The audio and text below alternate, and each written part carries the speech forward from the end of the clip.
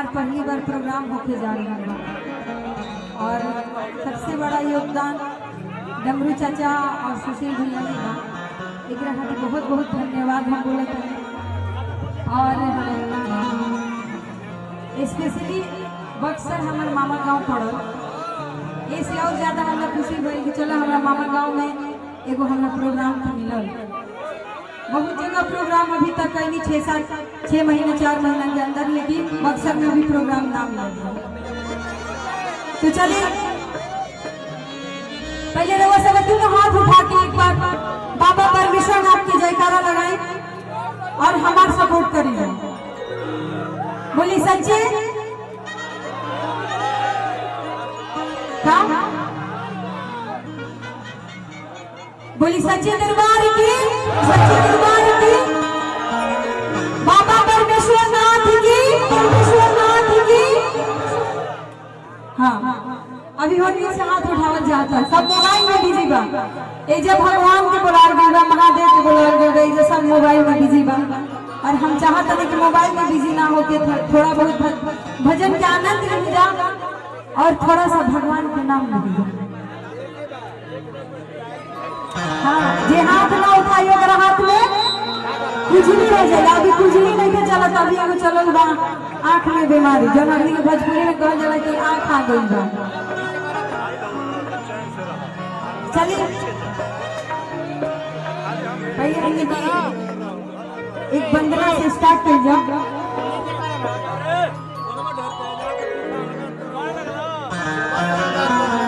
तो पहले हम गणेश वंदना से स्टार्ट कर देंगे।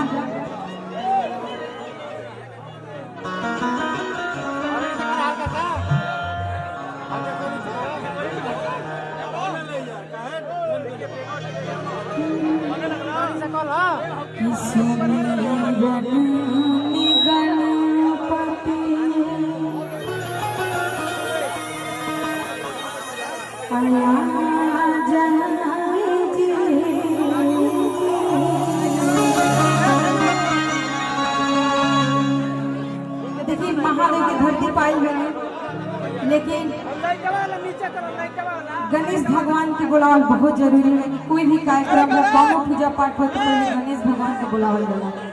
हमने के हिंदू धर्म भी होला नो, आवाज नहीं रहो सब में।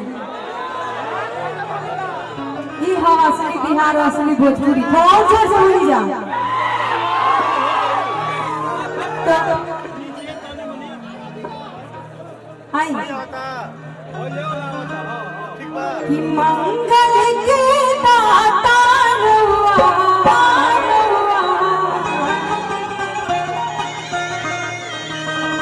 मंगल के दाता बिगड़ी बनाई गौरी के ललना हमारा, गौरी के ललना हमारा अंगना में आई, गौरी के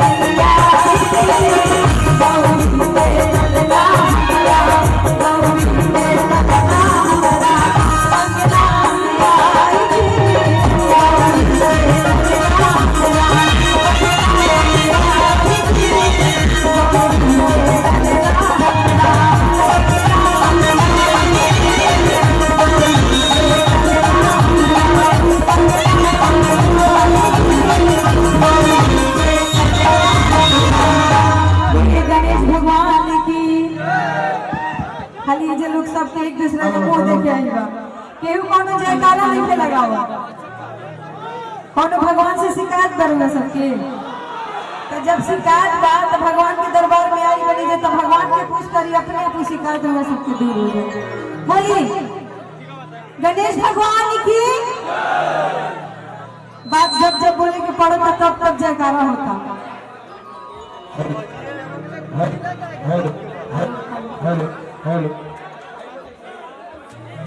माहौल को शांति बनाइए भगवान का दरबार है जहाँ खाना नहीं होता था। Hello hello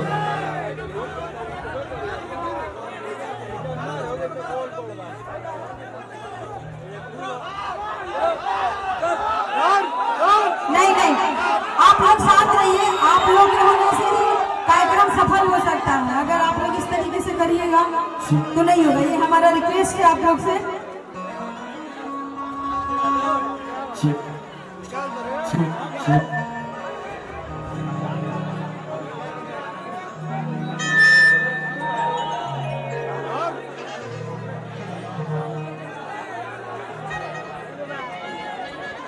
hello